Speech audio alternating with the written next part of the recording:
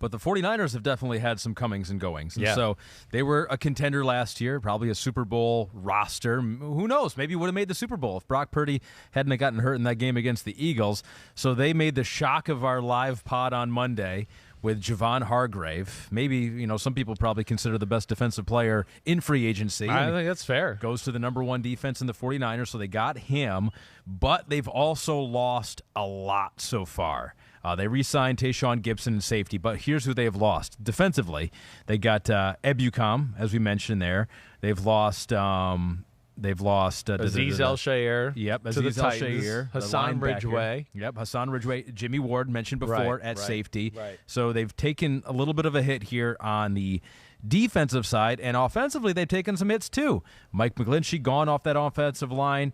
Daniel Brunskill, who is a very versatile guy for them, is gone too. So, your guy Kyle Shanahan, if you're him, and sometimes I feel like you are him, and you're speaking for him, even though you're not. If you're him, are you worried? He doesn't think that. I can tell you that. If I'm speaking for him, he's probably like, "Damn, you're making my life harder than it should be sometimes." Yeah. So what do you think? Are they better, worse, about the same than they were 2 days ago? I'm going to say, about the same. These aren't game-changing type moves. Okay, maybe they're a hair worse, but not to the point where I go, the rest of free agency and the draft, they can make up for this stuff right here, right? First off, Sam Darnold, great signing. I love that. We talked about Andy Dalton a little bit with that before as well. I thought it would be that type of guy that they sign, right? Just in case Purdy's not ready to start the year. Now, hey, I got a guy that's experienced and can play, and we'll let him hold down the fort for 2 or 3 weeks. Then Purdy's ready to go, right? It's one of those things where it's just like, if you could do this with Brock Purdy, why not? Why couldn't he do it with Sam Darnold? Exactly. Right. Sam Darnold's skill set is better than Brock Purdy's. That's for sure. Now, what Purdy showed us is that Purdy can just play. He knows how to play the game and move the right way and the appropriate throw and when to scramble and do all that. And Sam Darnold has shown not to have that ability all the time yet. Yeah. Now, some of that might be the teams you're stuck on, and you just, hey, life's hard when you're on some tough, bad teams, right? But, yeah, that to me is probably where the difference is. But then, the main headline, like you said, Hargrave. Hargrave. Are you kidding me? They got Javon Hargrave? I'm sorry, Kristen. The F words are going bad now. Yeah, we knew it was going to happen after censoring yourself, and it was very difficult. I got to make up for it on Monday. Yeah. Right. But you got, the best defensive player on the market and a guy that's top 5 defensive tackle in football, period. And now you add him with your defensive line already? I don't know. It's just, it's amazing. It's the best D-line in the sport. It is. And it also, I think the other thing that plays into this is Javon Kinlaw. Yeah. The guy they drafted a few years ago to South Carolina in the first round. He's been injured. Mm-hmm. He hasn't been able to play at a high level yet either. So now it's like, okay, wait, you don't have to play every down and start every time. And, hey, maybe when we put Armstead out of DN, you get to play D tackle or whatever.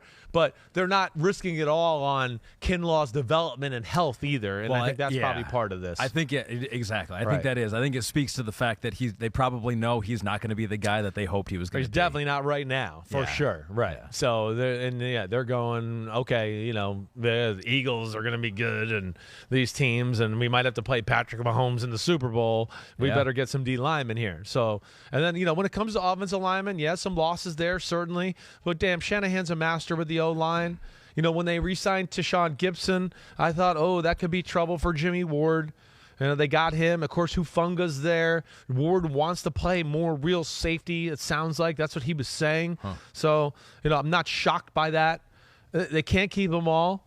The 49ers, though, overall, because when we got done on Monday, I was like, wait, I got to look at the 49ers salary cap situation. How are they going to do all this, right? Because they got to re-sign Nick Bosa here. But when you really break them down into the years in the future, you start to look at it and go, they're kind of set up.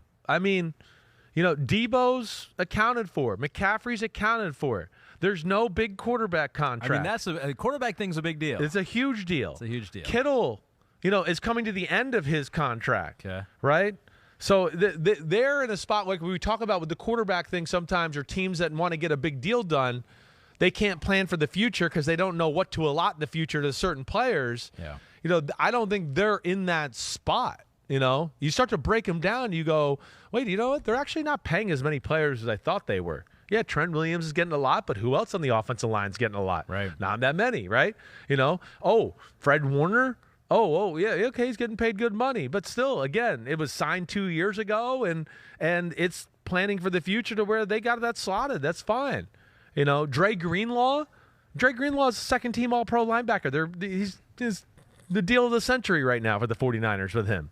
So I would think that their spending's not done here yet and that they'll make a few more moves. And if you're up against the cap, all you got to do is just restructure contract. Sure. That's like the biggest cheat code out there. It I'm is. just like, hey, this team's really up against it. And Yeah. it's like, they just restructured with like half their That's team. That's why it's hard and to ever use use as an excuse. You know, sometimes I'm like, well, it's going to be tough. Yeah. How many times I've said that over 6 years? It'd be tough with their salary cap situation. Yeah. And then they make 4 moves and you go, well, okay, well, now they got $50 million and they can spend it. Okay, I guess it's not that tough. That's all you had to do. Yeah, That was easy. Just restructure. Right. Like, I think they just restructured from the beginning, right? I just sign them to a restructured contract right off the bat, and it would be a whole lot easier.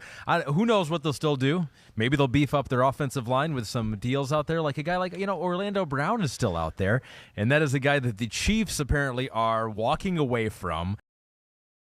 Hi, I'm Mike Tirico, and thanks for watching. Make sure to hit subscribe for the latest news and highlights from NBC Sports.